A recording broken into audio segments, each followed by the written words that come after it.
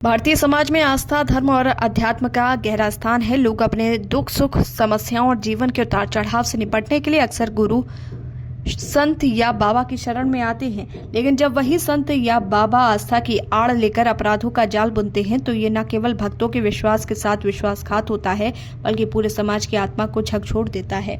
कुछ ऐसा ही मामला सामने आया है उत्तराखंड के स्वामी चैतन्यानंद उर्फ पार्थसारथी का, जिसकी गिरफ्तारी ने धर्म की आड़ में चल रहे घिनौनी कारनामों को बेनकाब कर दिया है। गिरफ्तारी के बाद पुलिस को उसके मोबाइल से कई चौंकाने वाले सबूत मिले। खासकर व्हाट्सएप चैट्स ने उसकी पूरी सच्चाई उजागर कर दी है।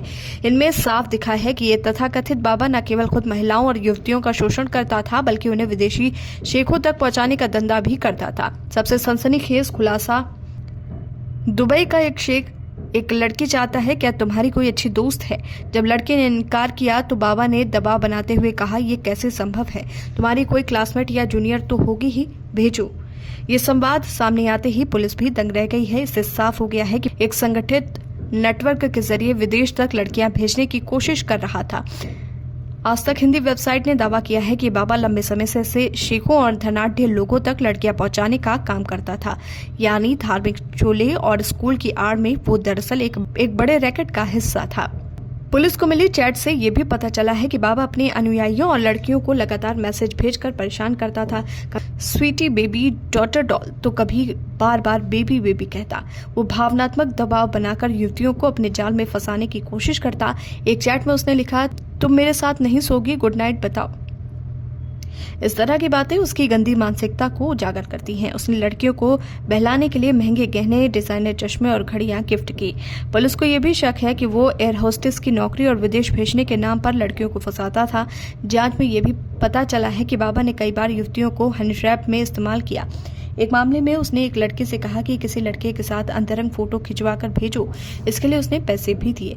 यानी वो सिर्फ महिलाओं का शोषण नहीं करता था, बल्कि हनी ट्रैप के जरिए पुरुषों को भी अपने जाल में फंसाता था।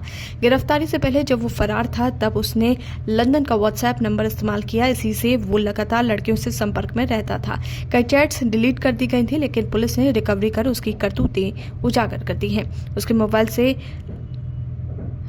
HIK विजन नाम का एक ऐप मिला है। जांच में सामने आया है कि आश्रम के CCTV कैमरे सीधे उसके मोबाइल से जुड़े थे, यानी हर गतिविधि पर उसकी नजर रहती थी और इसी बहाने वो मौके देखकर लड़कियों को अपने कमरे में बुला लेता था। इतना ही नहीं, बाबा के दस्तावेज भी बताते हैं कि वो युवतियों को विदेश भेजने की तैयारी कर चुका था। दुबई ही नहीं, बल्कि खाड़ी देशों के अन्य ठिकानों से भी उसके संपर्क होने की संभावना जताई जा रही है। यही कारण है कि पुलिस अब उसके नेटवर्क की गहराई से जांच कर रही है। ये मामला केवल एक बाबा की गिरफ्तारी भर नहीं है, बल्कि उस पूरे पाखंड और अंधविश्वास की पोल खोलता है, जिसकी आड़ में देश विदेश तक लड़कियों की सप्लाई का गंदा खेल खेला जा रहा है। स्वामी चैतन्यानंद का चेहरा समाज के लिए चेतावनी है कि धर्म और आस्था के नाम पर खड़े किए गए नकली साम्राज्यों के पीछे दरअसल कैसे अंधेरा छिपा हुआ है।